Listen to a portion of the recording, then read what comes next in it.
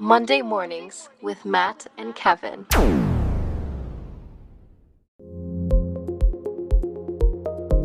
Welcome into Monday Mornings with Matt and Kevin here on the Catholic Family Podcast. These two will debate real-life issues from a Catholic perspective every Monday at 9 Eastern. Topics that come up around the dinner table will be given the truth treatment with no punches held and no falsehood left standing. Sit back, relax, grab your cup of coffee, and enjoy the show. Here are your hosts, Matt and Kevin. A very happy Monday morning to you all out there. We hope you're enjoying your cup of coffee. Maybe you're driving to work. Maybe you're screaming babies as you're changing their diapers for all the mothers out there. I know how it is. You're the fathers too. Fathers change plenty of diapers as well. I'm here with Matt for Monday Mornings with Matt and Kevin. Today we have some pretty interesting stuff.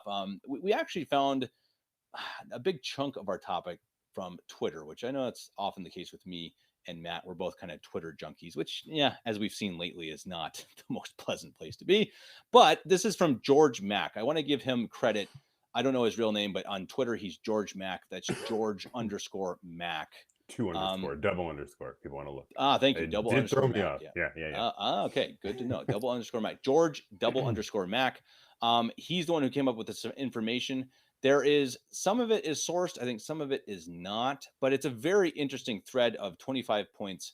And his headline is "What is ignored or neglected by the media, but will be studied by historians." And he has 25 different things. We're not going to cover all 25. It would take too long, and they're not all that interesting. But some of them are pretty fascinating. So, Matt, I think we wanted to start about. His first one, and this one we can maybe even go through quickly. But he talked about mental hospitals and prisons drastically since 1934. The prison system has drastically increased from I don't know how does this thing is this per population? So every 100,000 people, right? And then the number on the right of the graph, people want to look it up. So out of every 100,000 adults, how many of them are in either a mental hospital or in prison? And that's just the direct number on the right hand side. So if you're looking at it, anyone who's got it pulled up, so again, that's George __ Mack, MACK. And we'll attach a link. Yeah, Matt's going to remember this time. So that you can follow, because I think it's going to help you guys if you can follow along as we do this. If you can't, I don't think it's not the end of the world. Sure. But if you can watch it or follow along, it'll help.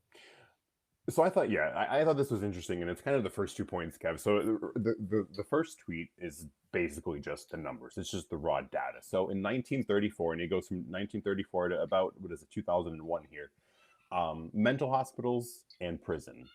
So the amount of adults held in a mental hospital in 1934, out of every 100,000 people, there were 600 or so of them. No, I'm just kind of rounding off, but there were about 600 people for every 100,000 adults. And that time were held in a mental hospital. Now, if you look at the prison rate, out of every 100,000 people in 1934, there were about 150 in prison. So the numbers were heavily inflated to people being in a mental hospital. Well, as the years go by, as the decades go by, the mental hospital numbers dip and the prison numbers go up so much that it inverts. Basically, the chart inverts to, in 2001, out of every 100,000 people, 600 were in prison now, compared to about 20 in a mental hospital. So it completely does a flip. And then in his next tweet, he asks, well, what happened to mental hospitals? And the first point that he makes is, number one, the USA decided to treat more of the mentally ill at a community level, and he says here, failed, and hoped in a new wonder drug called Thorazine, which also didn't work as well. Now, he lists more reasons and some more explanations after that, but did you want to maybe just touch a little bit, Kev? Like the numbers of people being thrown into a mental hospital makes me question, what did they consider as mentally ill back then? What did they maybe say, you're nuts, you're psycho, you belong in an institution? That looks like, based on this chart, doesn't even really happen anymore. Whereas in prison, we're just throwing people in prison. I'll tell you straight up. I think where a bunch of them come from is drugs and alcohol. I think back in the day, if you were an alcoholic or a druggie, and you had an addiction, I think, maybe I'm wrong about this, that is where they would have sent you. They would have sent you to, pretty much be cured or not of these, these addictions. And these days, if you're an alcoholic, that's not necessarily what's going to. I'm not saying that's illegal. They're not going to throw you in prison for doing that. Okay, maybe drugs especially if you're selling them. But I think you see drastically an increase in drug-related crimes that send people to prison. So that would make some sense to me of why that is increasing. And I think I don't know. Again, I don't know if this. I don't know that much about this topic, but I think prisons are often state-run, and I think that they make a lot in tax money off of more prisoners. So I think that would just be somewhat of a practical reasoning that I think mental hospitals were typically private, prisons are typically public, but I could be wrong. I don't know if that's true. Yeah. So again, when you look at these two line graphs, and you see, as I said just a minute ago, how they tend to invert, it also makes me think like, okay, there have been programs that have been implemented by the government, the war on drugs, right? The government has launched these things where these programs where they're just literally sweeping people up and just tossing them into incarceration, and it makes me wonder too.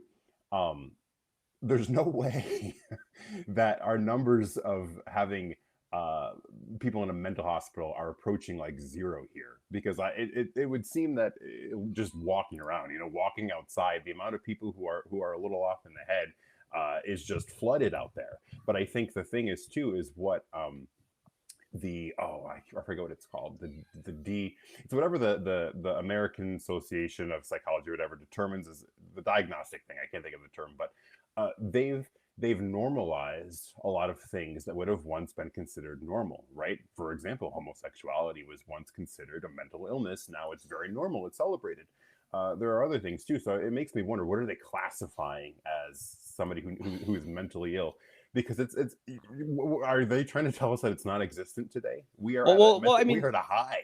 Yeah, exactly. Well, look at how, if someone says, "Hey, mommy, daddy, I think I'm a girl," no, I really think I'm a girl. Typically you would have just said, "Okay, yeah, whatever, honey." But maybe in some extreme cases, Yeah. it would have been a mental problem where, maybe there was something that needed to get fixed, and maybe they would have been sent to a hospital to fix it out. And now it's like, oh, okay, then, let's cut off some of your body parts and make you into a girl. I mean, that's how crazy our society is. I mean, I think it's our world is so crazy that the world is a mental hospital. You know what I mean? You don't even need mental hospitals anymore, because we're accepting of everything that is degenerate and disturbing. And so, yeah, why even have them? Because it's all out in the public. It's all in the open. You can right. You can go to Target and it would look like a mental hospital. Yeah, it's so true. Walking around there, it's like, yeah, wow, no, they're all in here today. Well, and I think moving on to another one, I think we'll skip the media not talking about joy, because I think it's true. The media just only talks about the bad things, but I think that's not too surprising. But I think Maybe this pharma, is number 4. Or go ahead. Let's talk real quickly about the birth crisis, because I think that's something that again, I think people know, but it's worth mentioning. And he says 70% of countries are below the required population replacement levels. You need a 2.1 fertility rate to maintain a population. Right now, the U.S. is at 1.64, Germany 1.53, Korea is 0.84. That's like, I can't even believe how shocking that number is. But I think that's an interesting issue that I think you have to wonder what's going to happen. Are we going to have war and famine and death, which, that will decrease the surplus population, as Ebenezer Scrooge would say? Or, are they going to actually euthanize people? I actually think it's a horrible, disturbing thought. But I honestly, Matt, I don't think we're that far away. I think I've seen some countries like Canada, I know that are allowing it. When are they going to start saying the elderly, especially the sick elderly, are a crutch for society, and they don't deserve to be here? A few points I have on that. Last week, so this would be the week of the 10th, so 10, 11, 12, 13, 14. Kamala Harris, I don't know if you heard this, Kev, but Kamala Harris was at an event, and she said we need to work on reducing X, Y, and Z, and the Z happened to be population. She actually said we want to reduce population. Now, obviously that put people's, their eyebrows went up. The White House, in its official transcript release of Kamala's address, they crossed out the word. So they put the word population, they crossed it out like a 5-year-old would do on like WordPad, and they put pollution next to it to try to fix. Now, so that was it an accident? Did she intend to say that? I don't know, but whatever. But a point that you brought up there that kind of brought me back was really related to abortion, because you know, there are a lot of people who claim to be pro-life who do make exceptions. They'll say, you know, for the first 3 months of the pregnancy, I still think it's okay. And then they start to say, well, the baby can come to term, or, you know, then we started to get into late-term abortion. And then there has been that discussion amongst people who would be in a mental hospital in a normal day, but have been discussion. Uh, if we can, if we can perform an abortion at 9 months, at moment of, well, then what's stopping me from doing it a few months after post birth, right? What if we decide that the child is just, you know, I've lived with this child for about 2 months now, 3 months, and it's just an inconvenience to me. I think I could just, you know, give it a calm, peaceful death with some sort of injection or drug. And you see assisted suicide in Canada. I've actually, unfortunately, seen some videos when I was taking some classes where the people are literally in the bed, and you can watch it. It's quite horrifying. I don't know if they're public for people to just access online, but people are in the bed and they have a little cup, and it looks no different than like a little medicine cup. If you're going to take like some liquid penicillin or whatever, drink it, and then they start to die. And a lot of them, I've seen maybe 2 or 3 actual videos of it. Every one of the 3, which this is not scientific numbers whatsoever, but every the 3 that I saw with my eyes, they looked like they had regret, because what it does in the video, they start to suffocate, and it chemically shuts down all of their organs almost instantly while they're alert as you and I. And you can see them start to like grab onto things because it's like you're suffocating, you're dying. And this has become normalized. This has become something that we think is permissible to do, and you know, you give a little bit and then it turns into something big. We've seen this with the gay marriage thing, right? It all started off. I remember being you know, being told that all we want is a recognized civil union. We're going to leave marriage alone. We respect marriage as a union between one man and one woman. We're going to leave that as it is. We just want the government to recognize our union so we can visit each other in a hospital. That's what they used to tell us. And now it's like, you know, where that has gone. Same thing here. I think you give just a little bit, and people will go crazy with it. And that seems to be what happens here. Is, you know, again, back to the aging population crisis as it shows here. The people who are living over 65, it's just it, the numbers are shrinking, and we people say that, you know, there's an overpopulation crisis. No, there's not at all. It's opposite. And actually, Elon Musk, I think, has been a big proponent of our population is small. There's no crisis. Well, but the crisis isn't in the number. The crisis is in not having babies anymore. If you stop having babies, then eventually your population is going to get older and older and older. And I think that's going to happen. So I really think you listen to people like Kamala Harris, you know, Bill Gates, Joe Biden, you know, these types of people. I'm not saying them specifically, though. Gates, I know, has said it, that, you know, they want to decrease the population. He said it publicly, and that is So I mean, I think it is not a crazy thought that in the future they are going to just say, okay, sorry guys, we don't have enough babies. We don't have the ability to support the elderly, and so we're going to very nicely put you all to death. I mean, okay, or otherwise maybe they'll accidentally leak a deadly virus that they'll kill everybody. I guess that is a potential future issue that would, of course, be a total accident. We have Anthony Fauci. There's nothing to worry about. That's true. Thank goodness. Thank goodness for Fauci. Fauci's going to save the world. He's an Italian. What a shame. I hope he doesn't have an Italian hat like I do.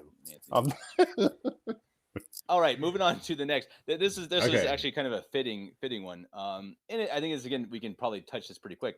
Number 4, the scale of pharma marketing. According to Kantar data, pharma ads are the news's biggest customers. CBS, 4 or 5 of their biggest advertisers are pharmaceutical companies. ABC, their biggest advertiser is pharmaceutical. MSNBC is also their biggest advertiser is a pharmaceutical company. It's you think? I wonder. What do you think, Matt? Is the news going to tell the truth about pharmaceuticals? Well, maybe yes, because, and here's why I say that. If you, and I've noticed this for a long time, but I don't watch that much TV. I'm not really a big sit in front of the TV and watch a show kind of guy. But if you do watch a program or whatever, notice the commercials that come on in between the segments. Because usually I tune it out. I don't pay attention to it. But when I actually say, let me see what they're showing me, it's wild. They will talk about you need to be vaccinated for this. Are you over the age of 65 and you need that?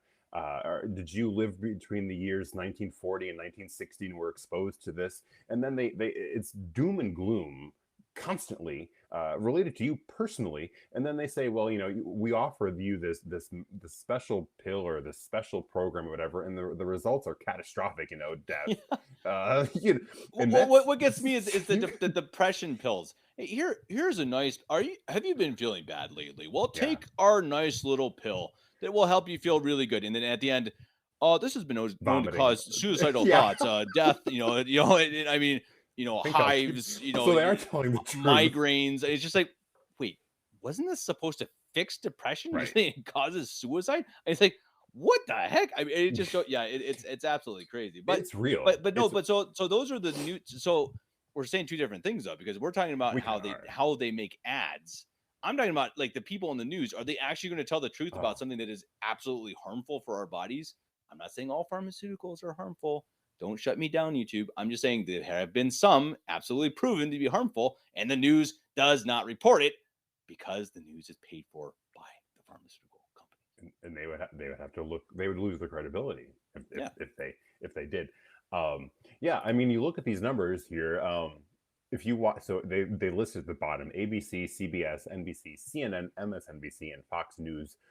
And then they show, it's a little small here. Let me see if I can click it. Yeah, I can click it. They show the biggest customers, and you look at it, and it's like, wow. All of these Fox News here is a giant block of the MyPillow guy, which I do have the MyPillow, by the way. I do like it.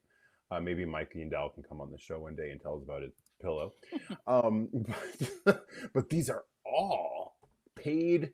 What would you call it?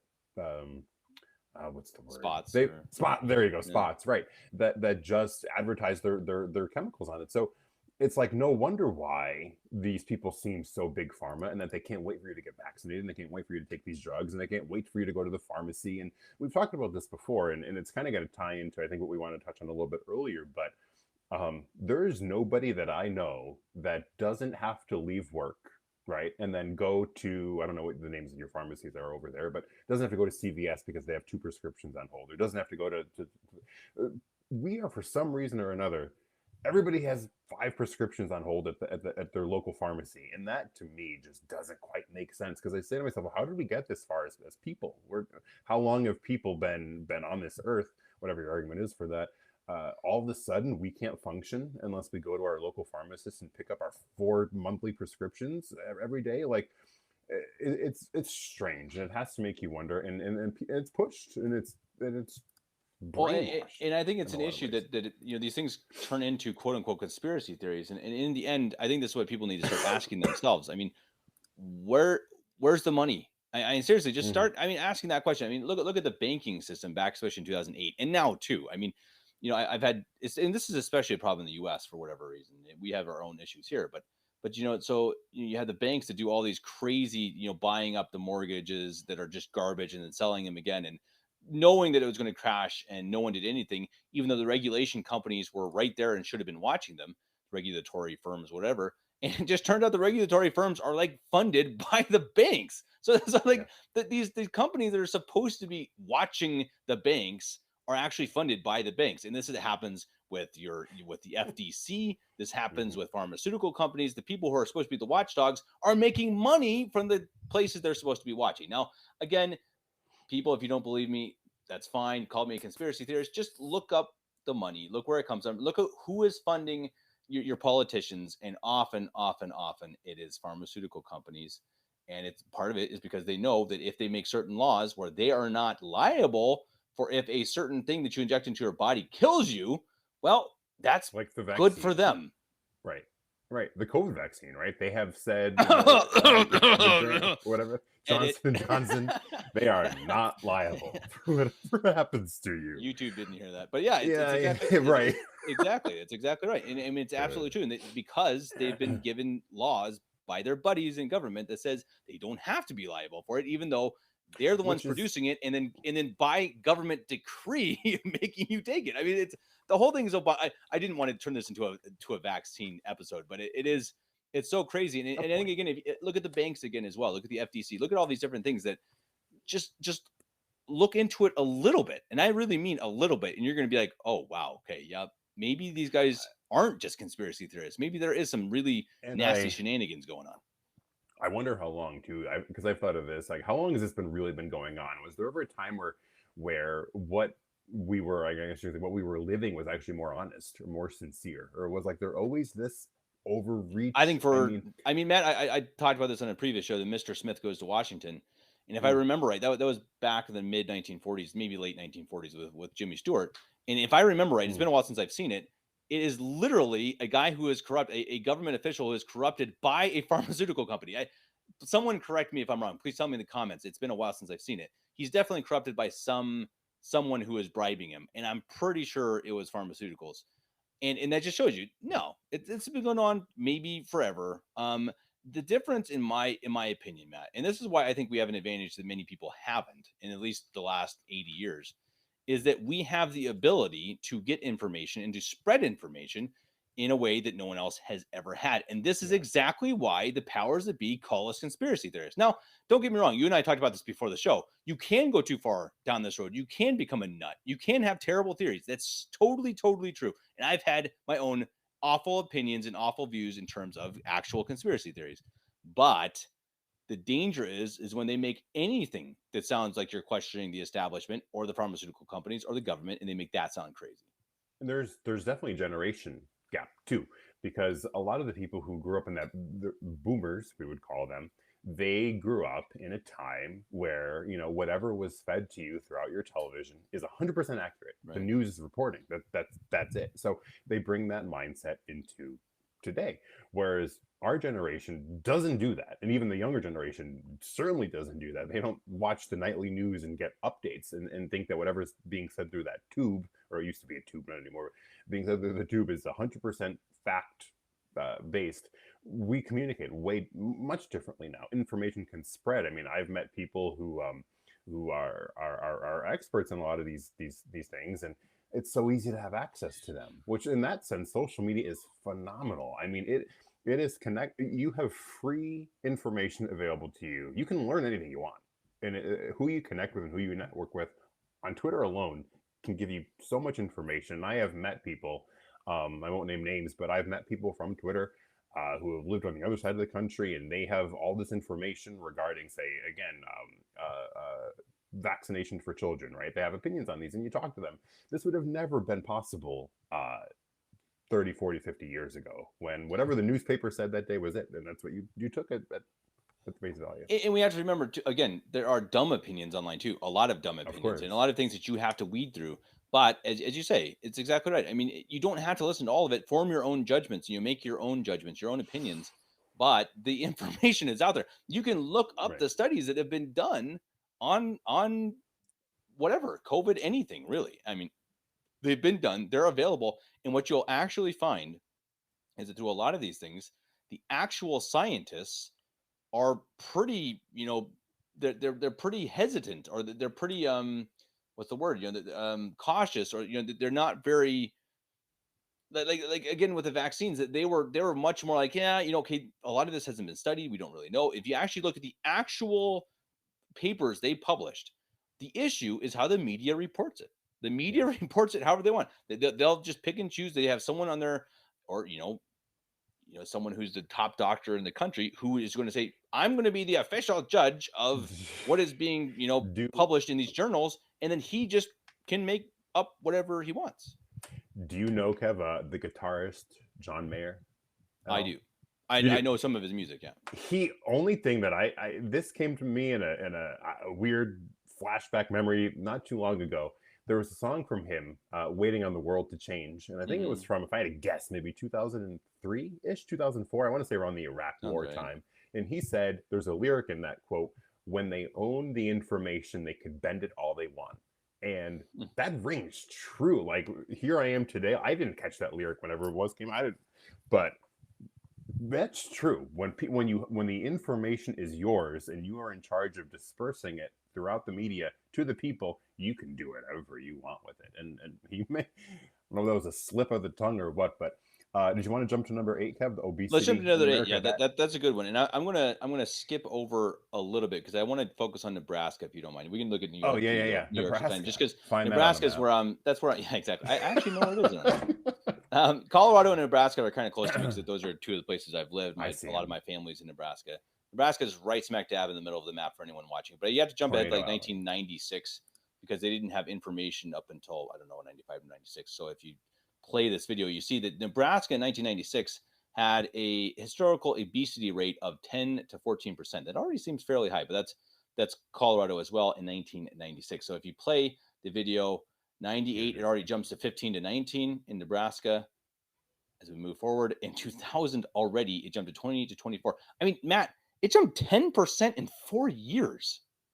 The country, yeah. So it's kind of like it goes from cool blues to yellows to reds, right? And the whole country is cool blue, Yeah. Yellow, kind of like in the 90s, and then as we get to more recent times, we're in red and purple here. And now the weird thing is you I don't have numbers on this, but you would think that like people are working out and eating healthier than they have been in a long time. I think populations at the gym have exploded. I think people who are so concerned with I'm going to have a salad shake for breakfast, lunch, and dinner today with oil and vinegar dressing. I don't think people ate like that back then. I think the diets in a lot of ways were kind of, I guess you could say, quote unquote, worse. This is just my opinion and just my random thoughts here, but there's those pictures, and maybe you've seen them. It's like people on the beach in 1960, people on the beach today.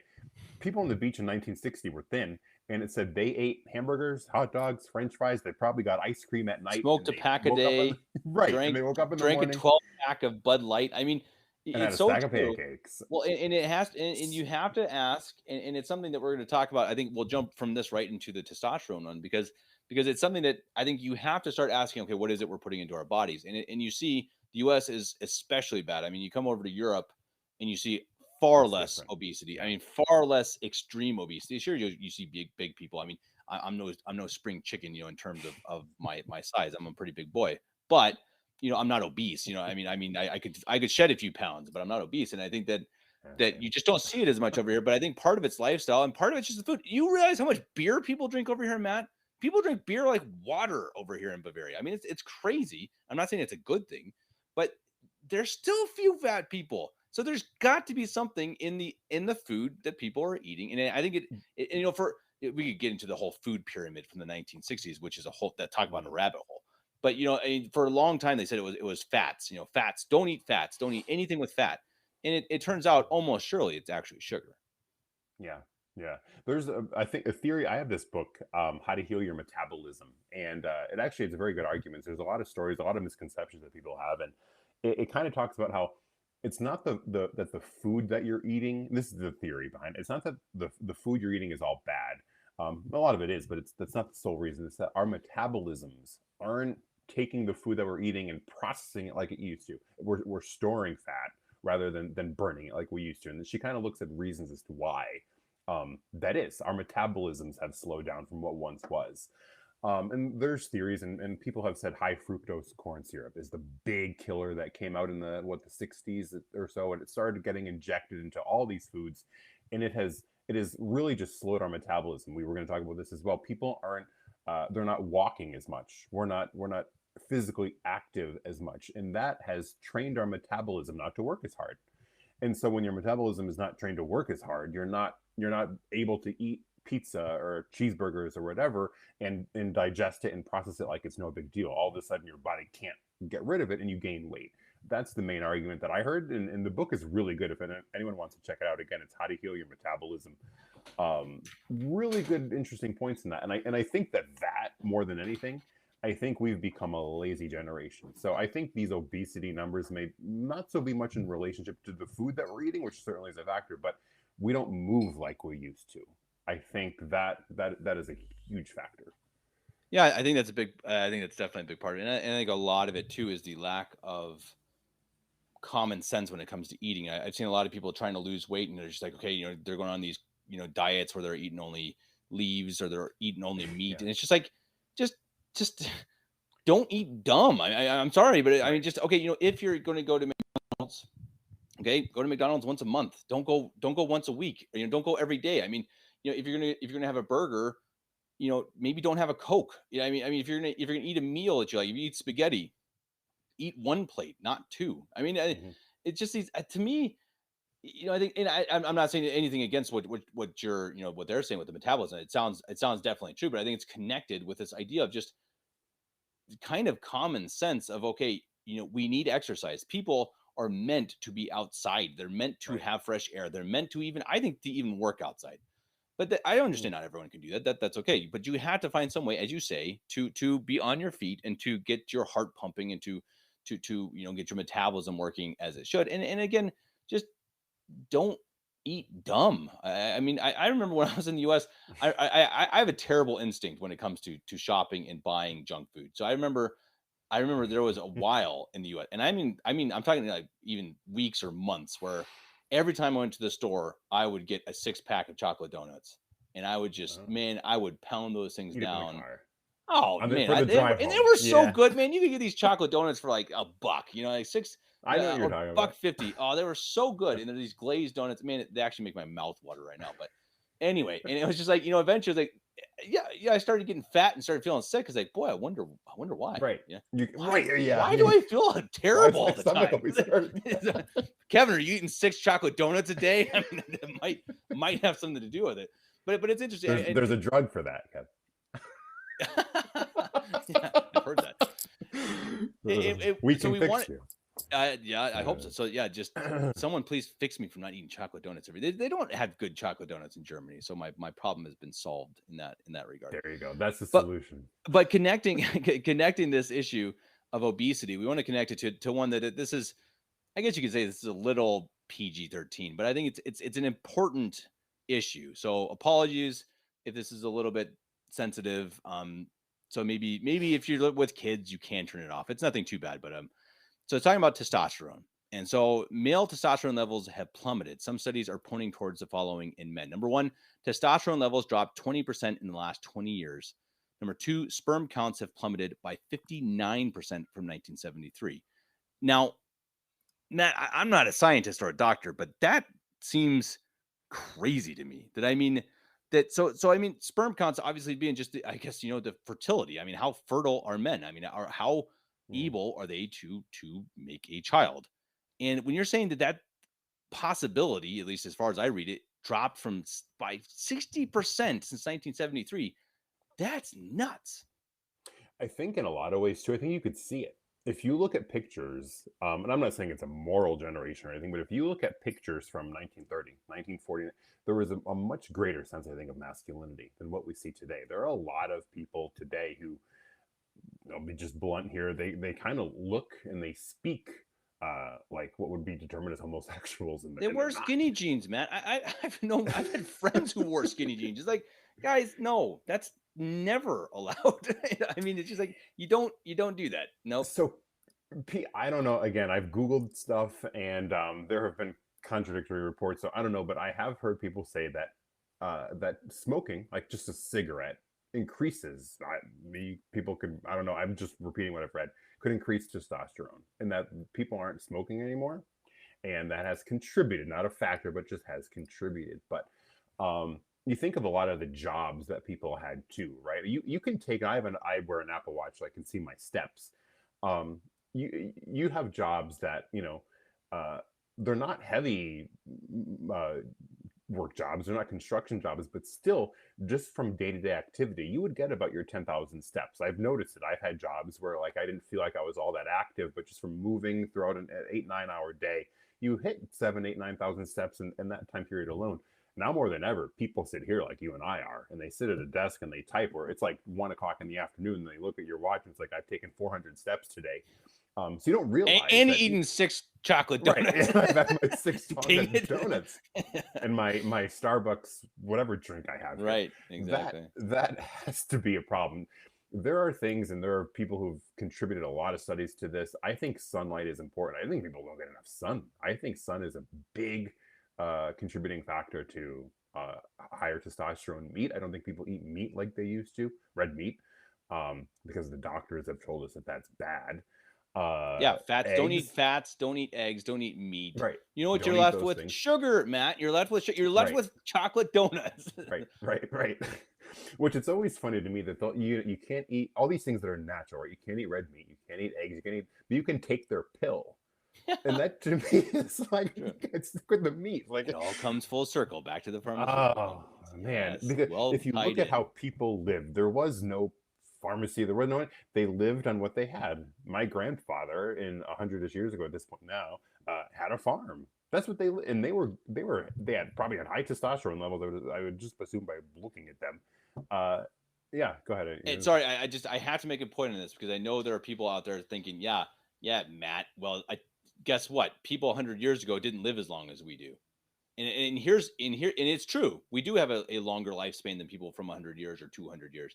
But first of all, there are a lot of different issues with that. I think childbirth being one of them, infections, how sanitary we actually live. But I think part of it too, and this is actually more of a philosophical question, is does it matter how long or does it matter how well?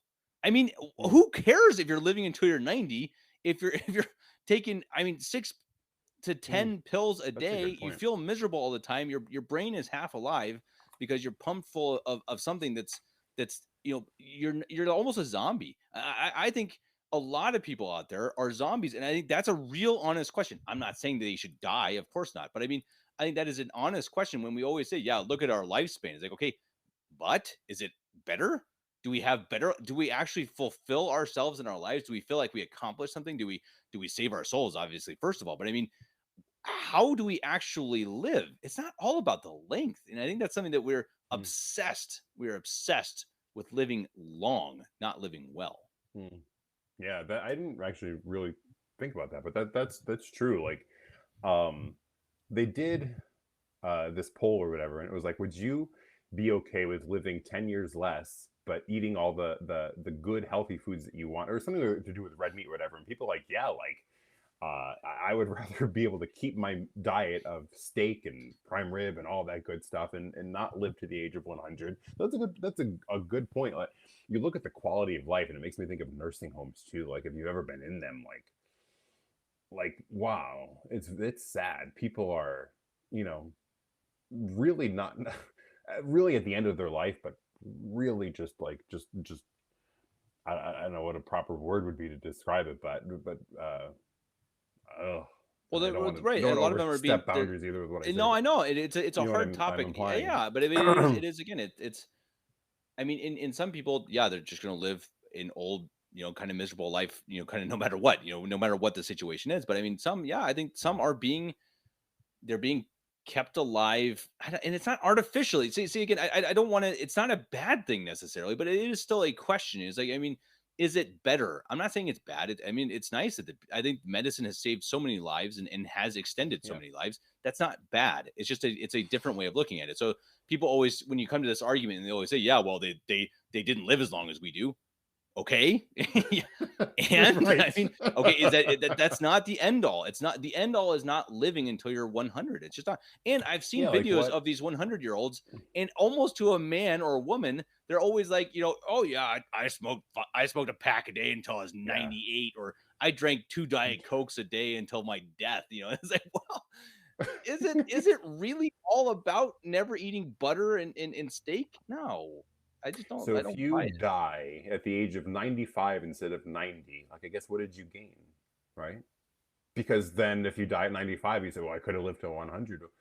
I don't know. It's a good. I don't know. I mean, I guess you can gain. Obviously, you can gain. The opportunity Your for purgatory. grace. I mean, yeah. Exactly. I mean, there's plenty. I mean, you can, but it's not necessarily. It is not a sure thing. It's not just like, oh, I lived longer, thus it's better. Is it? No, that's not always the case. I mean, right. Okay, and I mean, and also you had fewer people, I think, who lived to 90, and so that just obviously increases by a lot the average lifespan, and you had more children death too. They're having a lot of kids. Yeah, but that's exactly right too. They part of the reason why you had more infant mortality was because they had a lot more kids. That's exactly. You're so right. You're going to lose a few. And see, Matt, this is such a good point that there's so many of these things that the stats that are counted don't take into account the actual story. They look at the ages. Well, yeah, okay, there weren't as many people who lived to 95. That's true. And yeah, exactly. More babies died because more people were having babies. You had a lot more families having 10 kids. I just And saw a so, post yesterday. yeah, it makes sense. He said I forget who tweeted it. His great grandfather had 15 children. And you would assume that probably, I mean, I don't know, but you would assume that they probably lost one or two in the mix of that 15. Yeah. So yeah, the numbers are going to be a bit different for a lot of factors, and I don't know if they considered infant deaths or whatever, as part of the average age of people living. I mean, maybe I don't know. So what is, when they say the average age, does that include babies who are dying after childbirth? I don't know, but are we averaging all the numbers? I don't know, I would, but yeah, certainly good point. something deeper to look into. What's the infant? Because if less children, if less babies are dying, then that's going to make it look like we're living longer when we're really not. Just because the average, just because the less people are dying. I don't know. You can. Yeah. That's another thing too. You can play with stats. Yeah, exactly. I took a stats class. I remember in college, and my professor she was actually a high-ranking um, marketing expert for whatever big company like J.C. Penney's or whatever, the Macy's, whatever it was at the time, at one point in her career. And she told us, she's like, don't believe a lot of numbers. Stats can be skewed in a lot. They can skew numbers to make it look like anything they want. Yeah. Only number they can't skew, Kev, is Barry Bonds' 73 home runs. Saying that. Yeah. Yeah. Oh, Yeah. man. No, they can't skew it. I mean, you just had to cheat to get it. No, Yeah. that's one. Someday I'm gonna go into Canton and just rip up. No, that's not Canton's football. You're talking about the Hall of Fame? Cooperstown, New York. Yeah, has the Hall of Fame. He's not in it. That's true. But his number, I think that the bat and the number are. Right? Oh, the ball is. Oh, the yeah. ball or the bat. Of course. Yeah. So should I read Saint Alphonsus Liguori, or did you want to jump to another? No, go for it. I think that was about all I wanted to cover. Oh, I think 10. Yeah, 10. I think that was about the end. I mean, was there's more good points. I mean, there's some interesting things about kind of the economics around the world. I mean, how big YouTube is, how few people die on airplanes compared to cars, which is really pretty remarkable. But I think that, yeah, I mean, the housing crisis, I think, is another crazy one. How expensive it is compared to what it was. But I think if anyone's interested, go check that out. We'll attach a link. I'm going to really try to remember this time. It's an interesting list for sure. So here's the final point to wrap up, Kev, which we don't take into account today for, I think, a lot of the mental illnesses and a lot of the craziness that's going on, and tying into living a Catholic life, right? So this is a quote from a sermon from Saint Alphonsus Liguori. He gave it one of the Sundays after Pentecost, and he said, "The sin of blasphemy then is so enormous that the saints themselves appeared not to have courage to pray for a blasphemer. But blasphemers are punished not only in hell, but even on this earth. It is said that blasphemes bring on famine, earthquake, and pestilence." Now, we are certainly a blaspheming nation. We are certainly a blaspheming world at the time. I think just people living the true Catholic faith are in very, very, very small numbers for what once was. And we know that, we as the mystical body of Christ, how we act, how we behave. You tweeted something like this, are we comfortable letting all that we want to say and present ourselves as doing so before the Blessed Mother, as doing so before the heavenly host, before the angels, before the saints? This is how we should always live, not just when we go to mass on Sunday or when we sit in our chair and pray the rosary, but always. This is important, and you think about how we act on this earth really does have an effect. It can hurt the mystical body, and God does punish. We've seen that throughout history and in Scripture. God does punish. Our Lady of La Salette, I think it was, said, I can't hold back the arm of my son. He wants to he is just, and we need to make reparation for a lot of that. So people can always focus. The Church always provides the solutions, right? I've said this many times.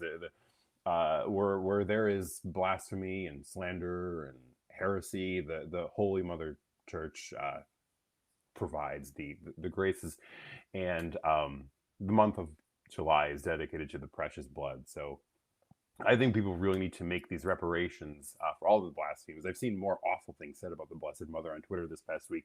It's weird how they tend to come out in pockets. So a lot of reparations to make, and we can really do them. And I think if we do that, we will see a better society, because Our Lady will hear our prayers, and she will hear that we are making these acts and turning to her, and she will ease that arm of her son and hopefully bring about a better, holier, healthier society. Awesome. Agreed, Matt. Thanks for that. And I do want to plug, before we go, I just listened to the podcast that was actually published on Sunday on this very channel, and it's about G.K. Chesterton, talking about what's wrong with the world. And that some gentleman came to, I think it was at the Fatima conference, and I didn't get the guy's name, but it's a very fascinating talk about what's wrong with the world. From G.K. Chesterton's standpoint. Definitely anyone interested, go listen to that. I'm thinking about doing some sort of a reading club, if you want to call it that. Like we read through that book and then have a Zoom call and chat about it. I think that'd be pretty interesting. I think people have wanted to do that in the past, and I couldn't really think of a book, but this one sounds exceptionally interesting. I'm just going to give you a real quick taste. He said he found the 4 biggest issues with society right now in terms of, the way we're looking at it from his, this perspective, were big government, big business, feminism, and public school. So definitely interesting things that worth talking about. I really am curious to hear Chesterton's views on all 4 of those things. Obviously, Chesterton would agree the biggest issue is not having Christ as king of our society. But this was also written back in the 1920s, I believe. So it was, maybe a little bit of less of an issue, especially in England at the time. But very interesting. So anyone who's interested in that, I think I may do another video to promote that idea. But I think that would be pretty fun. And Chesterton is always very interesting. I also want to say we talked about some fairly debatable things today. So again, everyone remember, Matt and I are not experts. We're not doctors. We're not scientists. We're not priests. We're just 2 dudes sitting on a chair talking into a microphone with our opinions. They're just our opinions. A lot of stuff that's like, Matt is much better about actually getting facts. I, unfortunately, am much better about just giving purely my seat of the pants opinion, which I understand sometimes is very dumb and very charismatically. Exactly. And I mean, that's what I do. I have a lot of charisma and very little sense sometimes. So remember that. Sometimes I can be wrong. And remember that both of us, we're just trying to talk about things that we find to be important that hopefully, other people do too. And, get people talking and thinking if it's about faith or society or the issues that face us in the world. So please stay tuned until next week. Matt and I will do our best to do something else that is entertaining, impactful, insightful. Maybe we'll talk about our favorite chocolate donuts. Nobody knows. Matt, we never know until about Sunday afternoon, 5 minutes before we talk. We're like, hey, let's talk about it. All right, Matt, until then, God bless you.